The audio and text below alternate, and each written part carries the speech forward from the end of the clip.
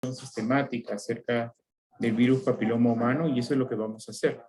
Vamos a abordar la microbiología del virus, vamos a abordar datos epidemiológicos, algunos datos de interés que son recientes. Vamos a repasar un poco de la patogenia con algunos de los puntos críticos para que quede un poco fijado algunos conceptos. Revisaremos las manifestaciones clínicas que produce el virus papiloma humano. Luego abordaremos un poquito el tamizaje y algunas pautas para el tratamiento y nos enfocaremos al final en lo que es la prevención. ¿Okay? Muy bien. El virus papiloma humano anteriormente se le clasificó en los Papaviridae, que tiene dos subfamilias, los papilomavirus y los poliomavirus. Y actualmente se le clasifica ya como la familia Papillomaviridae. Hay más de 100 tipos y básicamente tiene un trofismo por las células epiteliales. Por esa razón es que habita prácticamente en los epitelios y en las mucosas. Es resistente a la inactivación como una de las principales características. No tiene envoltura. Tiene una forma icosaédrica de 55 nanómetros y tiene 72 taxómeros. Aproximadamente en su tamaño de ADN es de un ADN de doble cadena, ¿no? Y este virus tiene 5 géneros, alfa, beta, gamma, mupa y nupa, de los cuales 5 pueden infectar al ser humano, los otros afectan a otras especies. De acuerdo a la secuencia única del gen L1, se le pueden dar los nombres. Y aquí vamos a ver un correlato entre los genotipos que se han identificado y la lesión clínica que producen, ¿no? Generalmente las lesiones cutáneas son los genotipos más bajos, 1, 2, 4, aunque últimamente, gracias al secuenciamiento genómico, podemos saber que también hay algunos genotipos como el 27 y 57 que están relacionados a las verrugas cutáneas comunes que aparecen en manos, y son bastante frecuentes. Las verrugas o condilomas anogenitales están más relacionados a los genotipos 6 y 11, más ampliamente estudiados, y algunos otros genotipos como los que están viendo ahí en pantalla. Hay una manifestación clínica que se conoce como la verruga de la mano de los carniceros, que tienen curso benigno, ¿ya? Y que están relacionados al genotipo 7. Y luego viene el gran grupo de las neoplasias malignas y cánceres anogenitales, carcinoma laríngeo, carcinoma de esófago, epidermoide. Y aquí los más conocidos, el 16 y el 18, que son responsables casi el 70%, entre el 60 y 70% de casi todos los cánceres de cuello uterino. Otros genotipos relacionados, el 30, 31, 33, 35, 39, 45, 51, 53, dentro de los más conocidos y que vienen muchas de las plataformas con las cuales nosotros actualmente trabajamos para la detección del virus. Dentro del tracto anogenital hay 40 tipos de VPH y los clasificamos como de bajo riesgo o de alto riesgo dependiendo de la posibilidad de desarrollar neoplasias, de cánceres o neoplasias malignas, ¿ya? Es una de las infecciones de transmisión sexual más comunes en el mundo y es digamos, el requisito básico para que se produzca el cáncer de cuello uterino. Bien, en cuanto a la epidemiología, debemos señalar que se calcula que a nivel mundial tenemos más de 660 millones de personas infectadas por el virus papiloma humano, de los cuales 3 a 5 desarrollará alguna neoplasia en el transcurso de su vida. Y habíamos señalado que el 70% está relacionado a los genotipos 16 y 18, y la mayor incidencia se da entre los 50 y 60 años, 45 y 55 años para ser más preciso. En el Perú representa la segunda neoplasia más frecuente después de cáncer de mama. Y la vía de transmisión es a través del contacto sexual, que eso le denominamos contacto directo, o a través de la exposición de excreciones con mucosas. A nivel global, nosotros tenemos enfermedades que están asociadas al virus papiloma humano, tanto en varones como en mujeres. Aquí ustedes van a ver en color rojo las neoplasias asociadas a cáncer, a la mujer, como cáncer de vulva, vagina, cáncer anal, cáncer de cabeza y cuello, cáncer cervicouterino y las verrugas genitales. Mientras que en los hombres, cáncer de cabeza y cuello es el que representa la mayor cantidad de casos. Luego viene el cáncer, las verrugas genitales, luego cáncer de ano y el cáncer de pene. Entonces, ustedes verán acá pues la enorme diferencia de lo que produce en la mujer respecto al hombre. Sin embargo, el hombre no es ajeno a esta afección y a producir enfermedades por el papilomavirus humano. Ahora, han habido hay algunas diferencias, como habíamos mostrado en la gráfica anterior, pero lo que vemos es que el cáncer de orofaringe en regiones, como esta es una data que recopila información desde el año 75 al 2009, se ve que la gran preponderancia del papilomavirus humano se da en lesiones que se dan a nivel de la orofaringe en los hombres, mientras que en la mujer es básicamente cuello uterino. Fíjense esas enormes diferencias por género. Esto ya es un poco algunas estadísticas ya nacionales. Esto es el número de casos que fueron reportados en el Globocan en el 2018. Y lo que vemos ahí es que el cáncer de cuello uterino representa en la mujer la segunda neoplasia en incidencia después del cáncer de mama.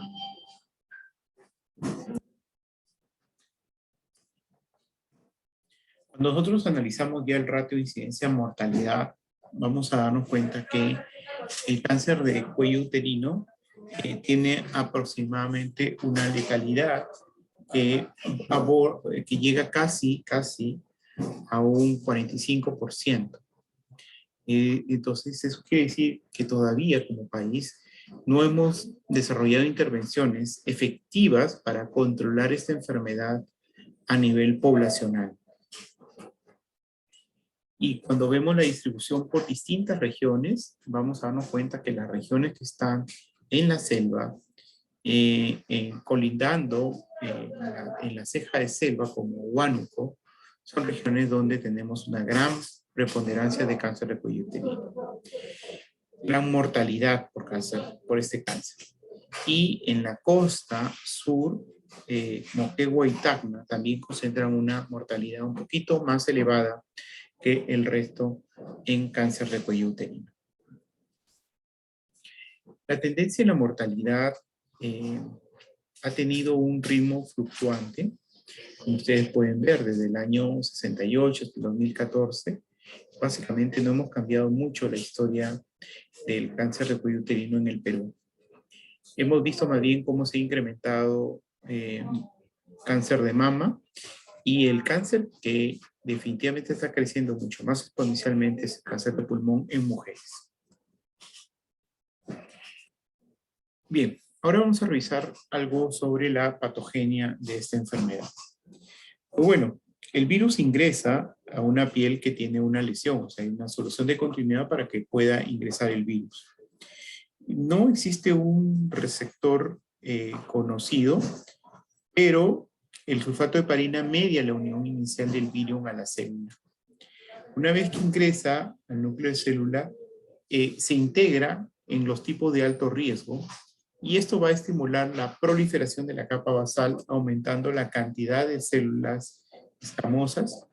El genoma se va replicando en cada estrato, llevando a cambios pigmentarios también que llevan a lo que se denomina la papilomatosis, la forma de un papiloma. Es esta forma que estamos viendo acá. Maduran los viriones en el estrato granuloso y se expresan las proteínas de la cápside ensamblándose los viriones.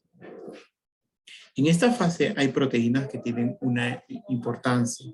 De early y late de tardío.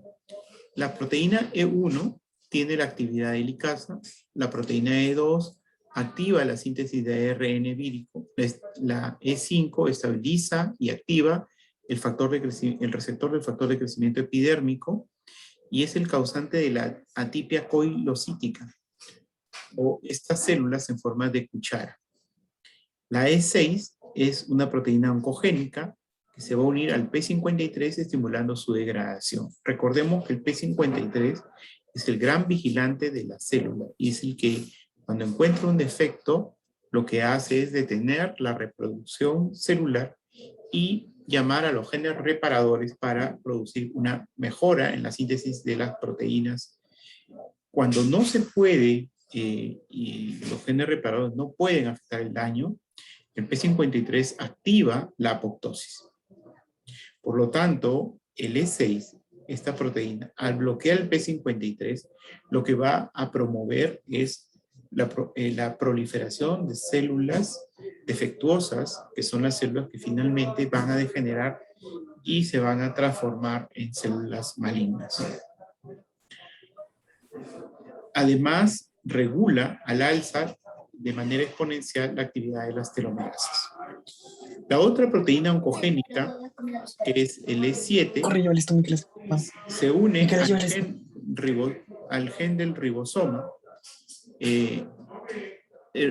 al gen del retinoblastoma, para producir inhibición del P21 y del P27. Entonces, de esta manera, por un lado, está atacando directamente los mecanismos de regulación que tiene la célula para evitar que una célula anormal prolifere. Y en la fase tardía tenemos dos proteínas, la L1, que es la proteína principal de la cápside y que es el que nos va a dar la inmunidad. De hecho, esta proteína L1 es el blanco para el desarrollo de vacunas de vacunas preventivas. Y el L2 es una proteína secundaria de la cápside. ¿Okay? Entonces, hemos repasado un poquito cuáles son aquellas proteínas implicadas en este virus. Ok, ¿cómo vemos la oncogenicidad? Ya desde el punto de vista patogénico, la proteína E7 que se une al gen del retinoblastoma o a la proteína retinoblastoma, lo hace con menos afinidad en los genotipos de bajo riesgo, mientras que en los genotipos de alto riesgo la unión es una unión más potente. La proteína E6 en el bajo riesgo no se une al P53, mientras que la proteína E6 sí se une al P53. Y en los genotipos de alto riesgo, el DNA se integra al del huésped, aumentando la expresión de las proteínas E6 y E7, ¿no? Entonces, esto es un poquito lo que se produce en cascada una vez que entramos en contacto con un papilomavirus humano de alto riesgo, a nivel del retinoblastoma, a nivel del P53 y a nivel del ADN.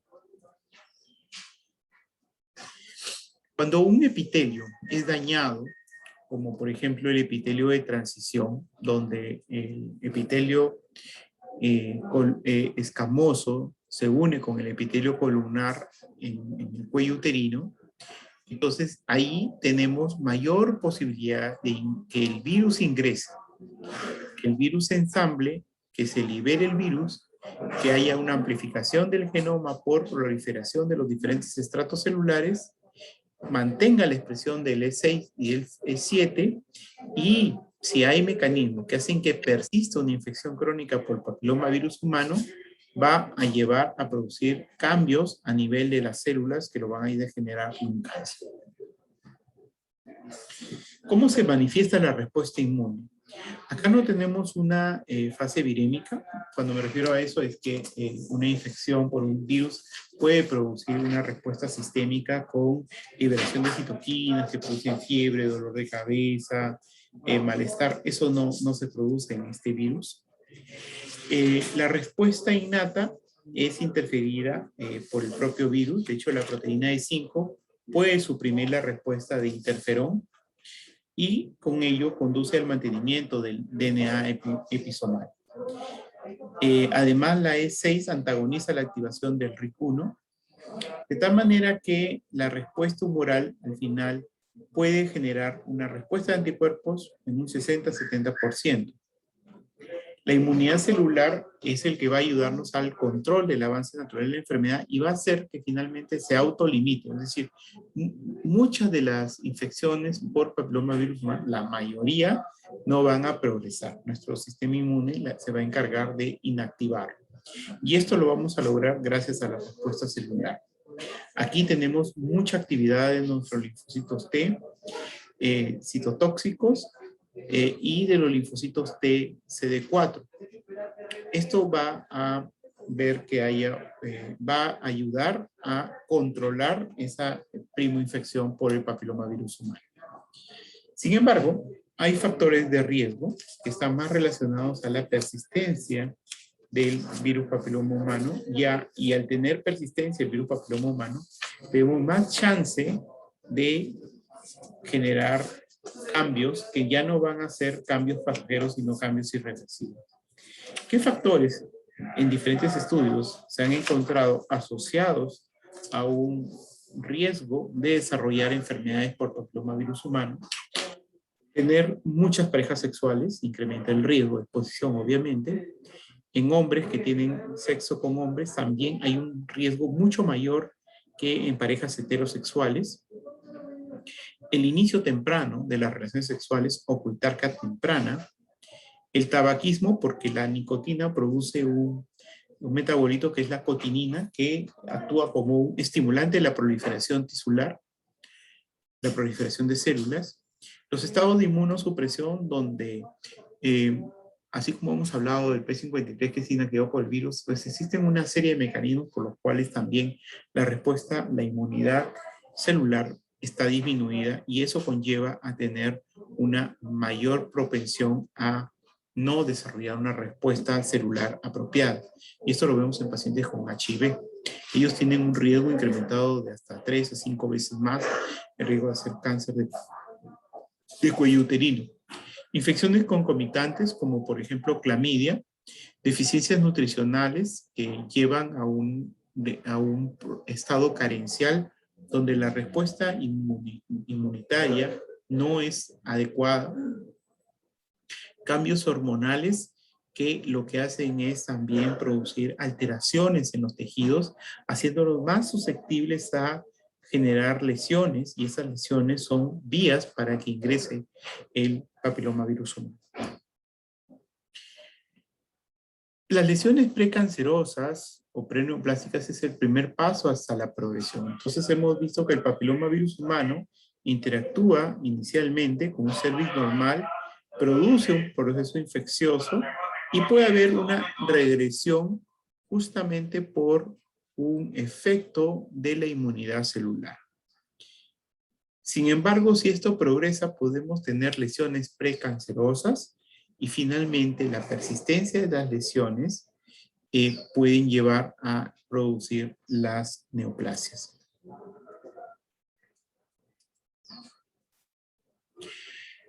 Es muy importante el tipo de o el genotipo del papilomavirus humano para que se produzca una persistencia viral y progresión hacia la lesión precancerosa.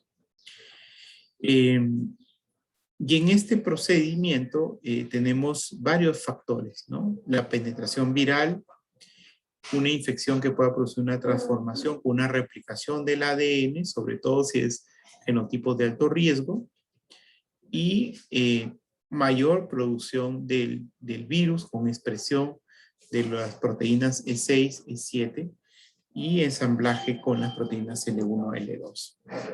¿Okay? Un Un punto importantísimo, que hemos visto que le gustan mucho los epitelios a este virus, es esta zona de transición que le llamamos unión escamocolumnar, donde la vagina, que tiene un tejido, un epitelio no queratinizante, se transforma en un tejido poliestratificado. Y esta zona de transición, por efecto de los cambios hormonales, se encuentra evertido, es decir, se encuentra expuesto. Al estar expuesto, lo que va a ocurrir es que tenemos mayor propensión al ingreso del virus. ¿Por qué? Porque la acidez vaginal va a producir un mayor daño a nivel del epitelio metaplásico, y a continuación esto va a hacer que ya no haya una diferenciación del epitelio escamoso original. Entonces, los factores que están asociados directamente para el desarrollo de una neoplasia: la infección por un genotipo de alto riesgo, la persistencia de la infección viral, la múltiple exposición por diferentes factores de riesgo, la proliferación clonal, donde ya se vence la inmunidad, y finalmente la invasión, que implica atravesar la membrana basal de los epitelios. Todo esto va a llevarnos al cáncer de cuello uterino. Las lesiones preneoplásicas han tenido diferentes clasificaciones: la clasificación de la OMS, la clasificación de Richard o de neoplasias intracervicales, o la clasificación de Bethesda basado en los resultados del Papa Nicolau. Pero todas ellas lo que nos demuestran es que tenemos estadios o etapas de lesiones, desde una atipia a la identificación de infección por virus papiloma humano, y las displasias, donde comenzamos a ver cambios mórficos en la célula, desde leves, moderados a severos, hasta que ya tenemos células neoplásicas como tal, ¿no? Pero que todavía no han atravesado la membrana basal. Por eso le denominamos neoplasia cervical intraepitelial o cáncer in situ.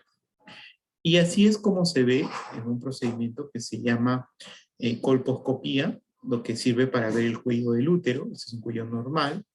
Acá vemos lesiones blanquecinas, y hay algunas lesiones dismórficas en la célula, pero son leves.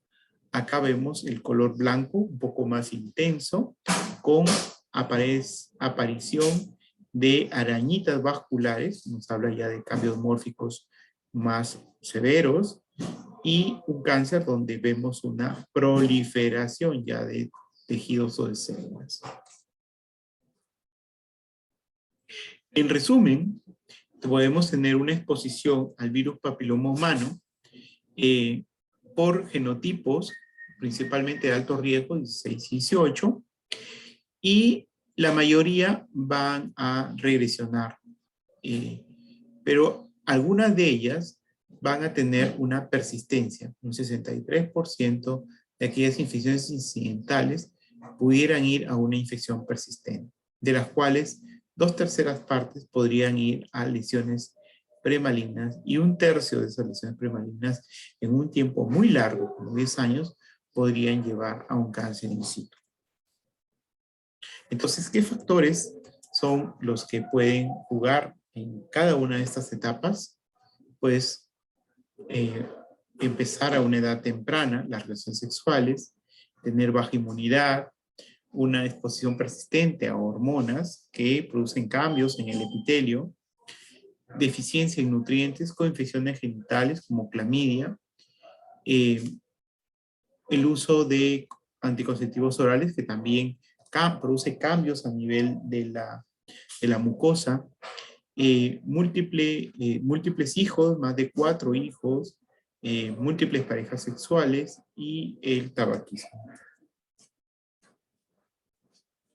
El Papa Nicolau nos sirve en esta etapa para identificar lesiones, ¿no? Es un poco distinto a las pruebas de DNA-BPH, que se sitúan un poquito más temprano, ¿no? No necesariamente vamos a encontrar cáncer, sino podemos encontrar mucho más tempranamente la presencia del virus, y esa es una de las ventajas de las pruebas moleculares que tenemos hoy en día.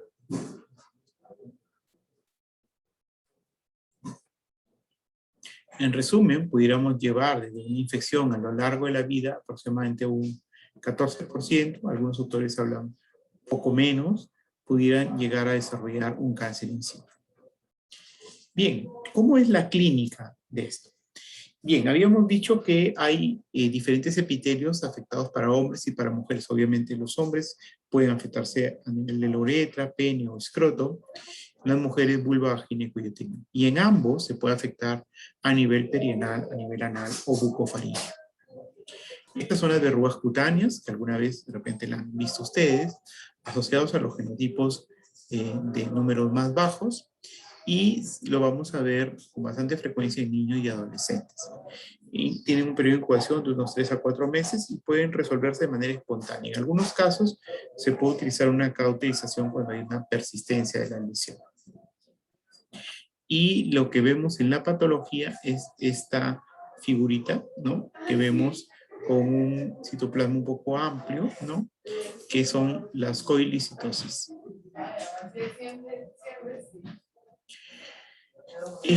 Las verrugas o tumores de cabeza y cuello, como los papilomas orales, también es una complicación que podemos verla en recién nacidos, y hay un contagio a nivel del pasaje por el canal vaginal. Habitualmente son solitarios y rara vez recurren después de extirparlos quirúrgicamente. Están asociados a los genotipos 6 y 11. Los papilomas laringeos pueden ser un poquito más complicados por la ubicación, un espacio que es vital, y pueden llevar a problemas respiratorios, como la obstrucción de la vía respiratoria. Y en la etapa adulta, lo que tenemos son los carcinomas orofaringeos. El 80% de los carcinomas orofaringeos contienen los genotipos de alto riesgo, y obviamente, como ustedes han visto en las gráficas anteriores, pues vemos cómo se afectan más los hombres que las mujeres. Las verrugas anogenitales están asociadas también al genotipo 6 y 11, afectan toda la región perineal, perineo-vagina, vulva, cuello uterino. También el periodo de incubación puede ser de 3 a 4 meses. En la patología, la tipia coilocítica es una de las características. También podemos tener lesiones premalignas a nivel de la unión escamocilíndrica, metaplasias. Y finalmente la neoplasia intracervical, que ya habíamos hablado de diferentes periodos en los cuales puede haber ciertas regresiones, pero que a lo largo del tiempo pudieran presentarse ya neoplasias. Aquí vemos en el cáncer, se presenta pues mucho antes de haber tenido una primoinfección, unos 6 a 10 años antes. Esta es una nueva gráfica donde vamos a ver también las diferentes clasificaciones de las lesiones escamosas intraepiteliales, y se pueden clasificar como de bajo grado o de alto grado. Las de bajo grado no progresan a cáncer, mientras que las de alto grado, un 20% pudieran progresar a neoplasias. 10 a 20%. El carcinoma cervical. Hay diferentes tipos histológicos. El carcinoma epidermoide es el más frecuente, el adenocarcinoma es el menos frecuente, y hay unos subtipos histológicos menos frecuentes como los neuroendocrinos o los carcinomas adenoescamosos. Es un poco la clasificación TNM, que está basada en el mayor avance, ya sea local o a distancia, y esto es lo que un poco nos va a marcar la pauta de lo que debemos hacer cuando tenemos un cáncer de cuello uterino. La vía de diseminación fundamentalmente es por vía directa, atacando órganos aledaños, pero también a nivel de vías linfáticas, en los ganglios linfáticos locales y regionales. Cuando ya la enfermedad progresa, podemos tener metástasis a distancia, fundamentalmente hígado, pulmones y afectar hueso.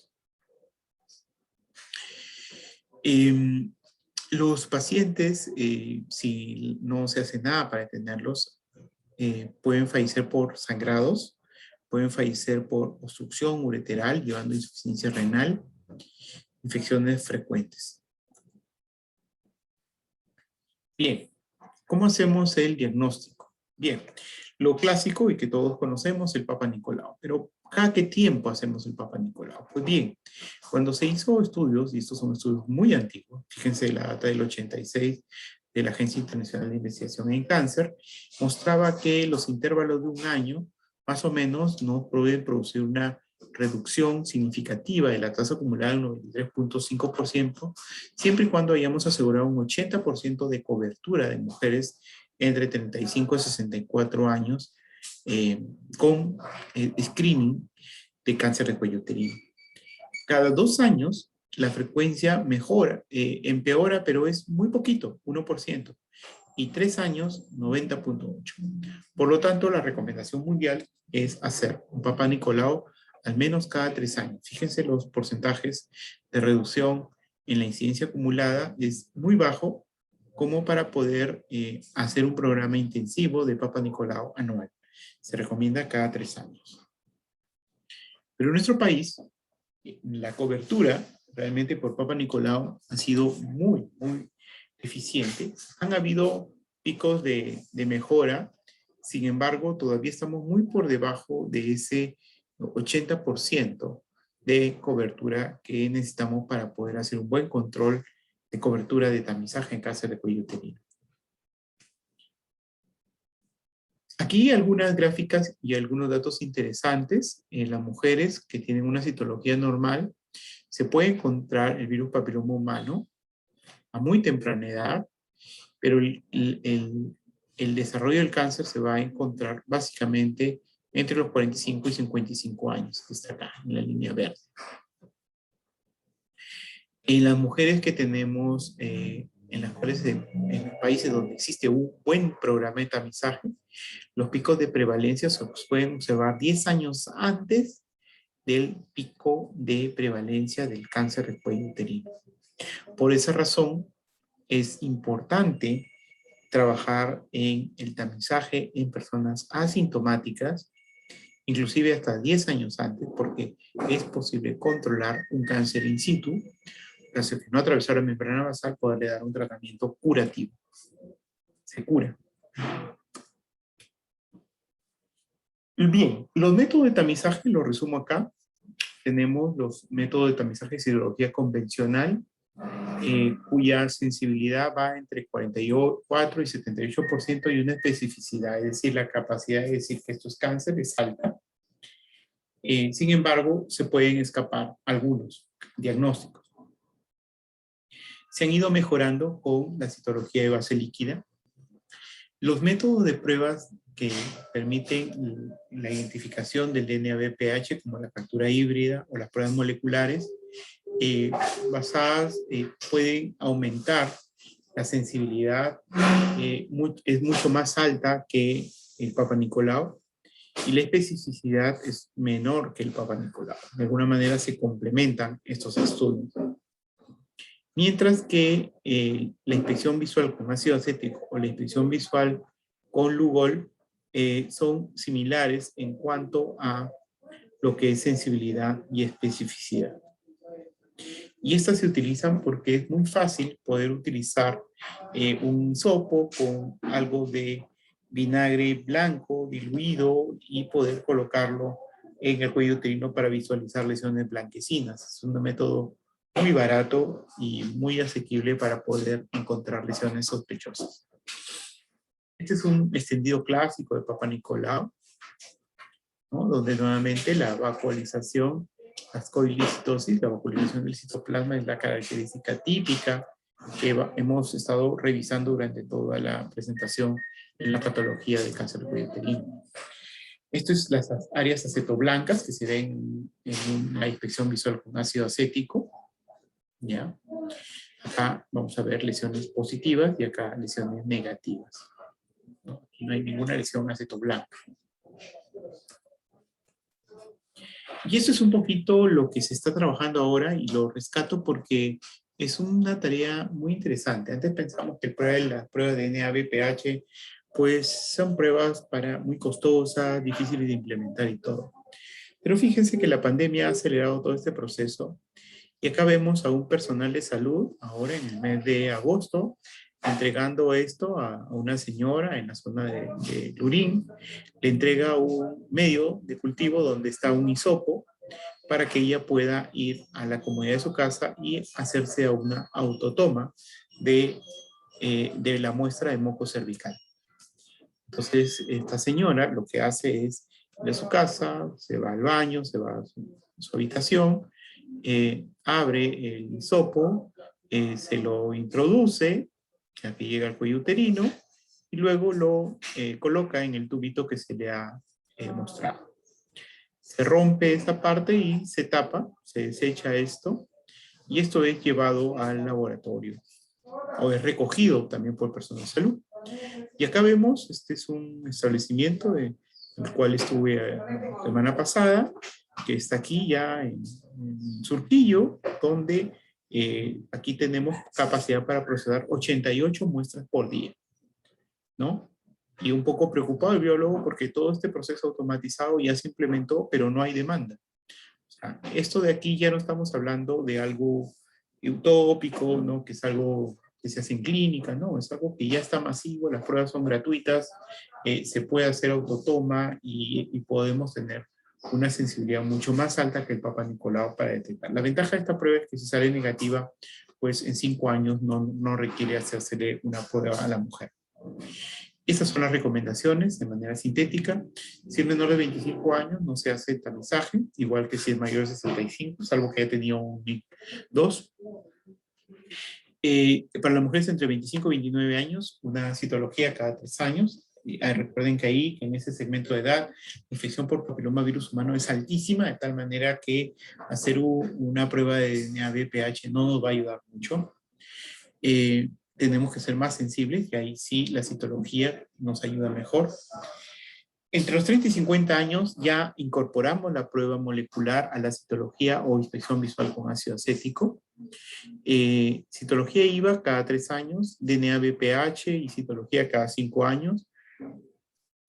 Y entre los 50 y 65 años tenemos la prueba de DNA, BPH y citología. Entre los 50 y 65 años ya no recomendamos la inspección visual con ácido acético.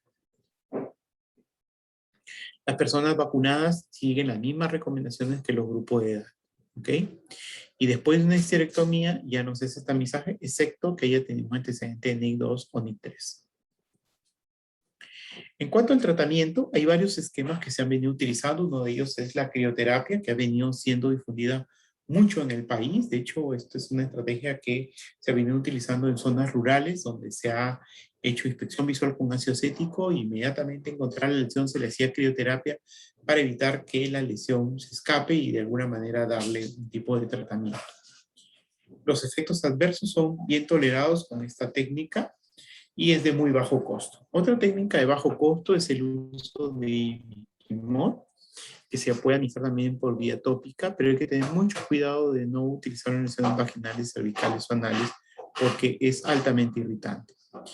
El interferón, que ya es un poquito más costoso, también se puede administrar de manera tópica, y de ahí vienen las técnicas quirúrgicas por ablación quirúrgica o por láser, ¿no? Que implican ya un entrenamiento o no libre. En cuanto a la prevención, la vacunación es una de las estrategias más relevantes y que ha cambiado la historia de la humanidad en cáncer de cuello uterino. Utilizan como proteína principal la caxi del L1 del VPH y a partir de ahí comienzan a generar toda una secuencia para poder atacar el virus. La evidencia implica que hay una reducción muy significativa a medida que se va avanzando en los procesos de inmunización. Este es un estudio de Markovitch, donde se ve una reducción del 63% de los genotipos 6, 11 y 6, 18 para la vacuna tetravalente y 61% para la vacuna bivalente. Y recordemos que el 6 y el 11 no producen cáncer de cuello uterino, pero sí producen verruga genital. Sí que es una revisión sistemática donde se ve que el efecto de la vacunación a medida que va pasando los años, pues ayuda en ese factor, ¿no? Cuando vemos cómo los intervalos de confianza en un 5% se van desplazando un poco más hacia la derecha, vamos a ver cómo se logra una mayor reducción, un mayor efecto protector, ¿no? En el Perú, lamentablemente, la meta que hemos tenido en vacunación se ha visto mermada por efecto de la pandemia. Fíjense que en 2018 habíamos logrado 198,000 niñas vacunadas con primera dosis, había mejorado en 2019 229,000 y se había empezado con la primera dosis, pero lamentablemente por efecto de la pandemia no se pudo lograr tener una buena cobertura de vacunación. Tal es así que ha sido un 20% de la meta programada. Y hay regiones en lo que va del año 2020 donde la cobertura es muy baja, menos del 5%. Realmente esto nos implica a replantear las estrategias de vacunación. Las vacunas utilizan los mismos epítopos. Habíamos visto que es el L1, el fundamental. Se puede administrar a mujeres entre 9 y 26 años. La idea es que no hayan estado expuestas al virus antes para poder generar inmunidad. En varones también, de entre 9 y 21 años, también hasta los 26 años. Y básicamente funciona en aquellas personas que no han tenido exposición. Aquí un cuadro comparativo de la vía de administración, los meses de aplicación, aunque esto ya ha ido cambiando, ahora lo administramos a los 0 y a los 6 meses nada más, 2 dosis. El esquema nacional es así, se aplica en 2 dosis. Tiene muy pocos efectos adversos, un poquito de sensación de fatiga, fiebre, enrojecimiento. Y lo interesante es que se puede administrar de manera simultánea con otras vacunas. Y aquí, por ejemplo, la vacuna de Pfizer, que se está vacunando para el COVID, que es una vacuna de RNA mensajero, es una plataforma distinta a esta vacuna que es de una plataforma DNA. No hay ningún problema para poder administrarlo el mismo día, vacuna VPH y vacuna contra COVID. Y con eso podríamos levantar la cobertura de vacunación en niñas de 13 años, que es, digamos, el target de niñas que van a ser vacunadas también contra el COVID, 12 y 13 años. Otra medida de prevención son los métodos de barrera, sin embargo, nunca es el sustituto de una detección sistemática de cáncer de cuello uterino o de la vacunación. Pues bien, muchas gracias. Espero que hayan tenido una panorámica en diferentes puntos sobre el papilomavirus humano. Gracias.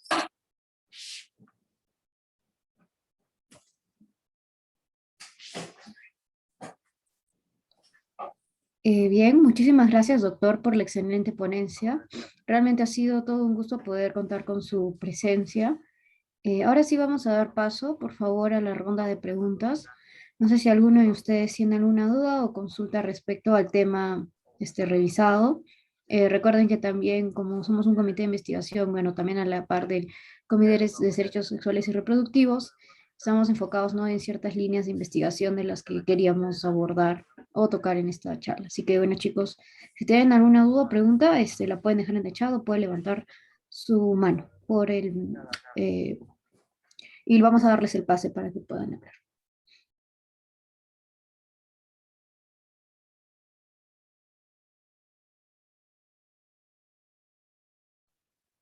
Doctor, buenas noches, ¿qué tal? Sí, tenía una pregunta con respecto al ¿cuál sería como el siguiente paso luego de que mencionó que cuando se hacen las pruebas con ADN en VPH, ¿cuál sería el siguiente paso para una paciente que da positivo en este caso, ¿no? O sea, es positivo para VPH. Hay que descartar cáncer de cuello uterino. O sea, lo primero que nosotros tenemos que demostramos con la prueba viral es que tiene el virus, tiene la infección. Lo segundo que tenemos que demostrar es si ha desarrollado cáncer o no.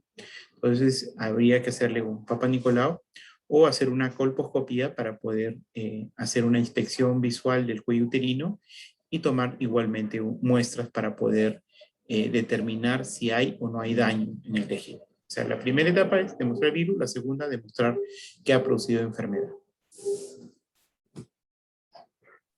Ok, muchas gracias. Y tenía una segunda pregunta con respecto a lo que mencionó de la estrategia del MINSA, que, o sea, sí, sería buena idea vacunar, ¿no? Contra la COVID-19 y también, ¿no? ¿Por qué no de pasada contra VPH? Pero yo estaba viendo algunos estudios de Pfizer que eran hasta los 16 años. No sé si ya han aprobado de los niños, o sea, más pequeños, con menos edad, porque ahí sí sería como que, no, podría ser. Sí, de 12 a 18 años, de 12 a 17 años se puede vacunar con Pfizer, no hay ningún problema. Ah, ya, ok. Gracias. Bueno, doctor, también hay algunas preguntas al interno. En caso, dice que tuvieron una paciente que se puso la primera dosis, ¿no? De la vacuna en marzo del 2020 y ya no, por la pandemia y todo eso, no pudo volver a vacunarse. Mencionan si es que debe recomendarle a la paciente volver a vacunarse todas las dosis o continuar con las dos dosis que faltan. Fíjese que hay un estudio muy interesante en el cual se ha estudiado al año, después de un año, cómo están los niveles de anticuerpos de los pacientes que han, de las pacientes que han, que se vacunaron. Y lo que se observa es que este estudio que hizo Neusil en Vietnam evaluó la administración a los 12 meses, ¿no? Y se observó ahí que la medida geométrica de anticuerpos a los 12 meses era muy similar, era mucho mejor inclusive que a los 6 meses.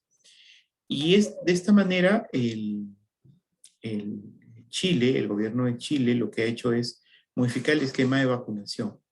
Ellos han modificado su esquema de vacunación escolar con la pandemia, basado un poco en este sustento, y están administrando a los 12 meses la segunda dosis, logrando una cobertura de vacunación. Mientras que nosotros hemos llegado al 20% en la pandemia, Chile ha llegado a tener cobertura de vacuna de segunda dosis al 66.5%.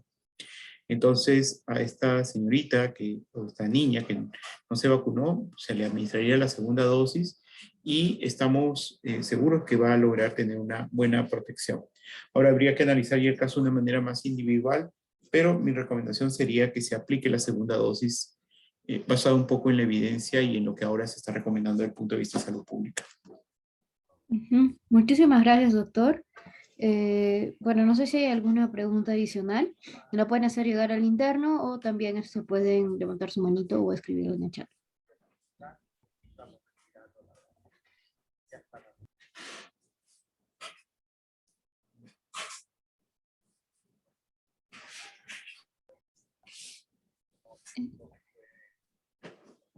Ok, si no hay ninguna otra pregunta, ahora sí, chicos, vamos a proceder a hacer el cierre de la actividad. Pueden llenar el post-test que les estamos mandando. Recuerda que para tener su certificación, pues deben de aprobar, ¿no? Este post-test. Ahora sí, muchísimas gracias, doctor. Ha sido realmente un placer poderlo tener acá con nosotros, a pesar de la virtualidad, ¿no? No sé si usted tenga alguna recomendación o algún mensaje final para nosotros. Sí, bueno, motivarlos a que puedan entusiasmarse con el tema. De hecho, hay mucha data, hay datos abiertos. Tenemos la data de REUNIS del Ministerio de Salud, donde ustedes pueden bajar las cohortes de vacunación y hacer trabajos de investigación. Inclusive, si se animan a desarrollar tesis, hay un repositorio de información en datos abiertos. Hay bases de datos del INEI.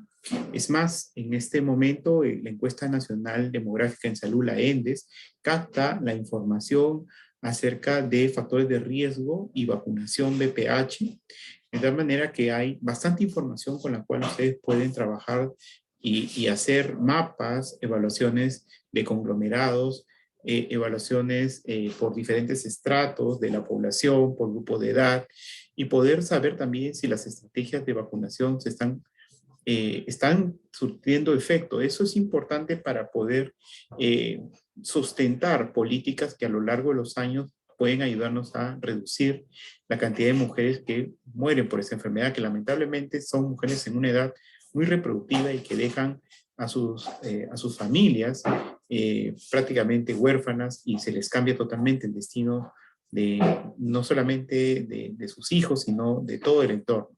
Entonces, hay muchos datos, hay mucha información sobre cáncer de cuello uterino disponible, accesible, y ustedes pueden tomarla para poder hacer investigaciones y comenzar a adentrarse. Y también desde el punto de vista del laboratorio también, porque ya tener ahorita laboratorios de biología molecular es bastante común, bastante frecuente.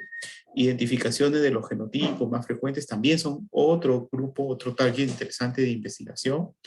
Y saber cómo es el comportamiento sumado a encuestas de factores de riesgo pueden ayudar mucho a tener nuevos temas de investigación.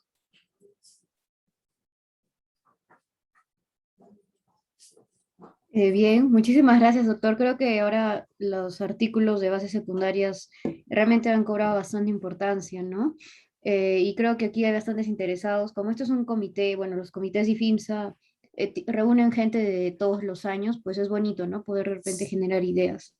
Ahora sí, chicos, no sé si, doctor, podríamos hacer una foto final. Claro. Pueden prender, por favor, sus cámaras, todos los presentes.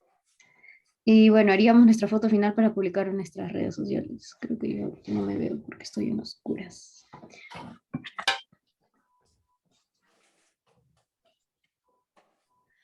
Ya, algunos me dicen que no pueden prender la cámara. No se preocupen, igual solo manténganse en la reunión para que salga igual su fotito en nuestras redes sociales. No hay problema. A ver. Ahí está. Ya, chicos, muchísimas gracias. Es bonito ver algunas caritas conocidas. Gracias, nos vemos. Pero, doctor, un ratito, vamos a tomar la foto ya. A la cuenta de 1, 2 y 3. Perfecto. Muchísimas gracias, doctor. Ahora sí. Listo, gracias, Paul. Muchas gracias, que estén bien. Igualmente.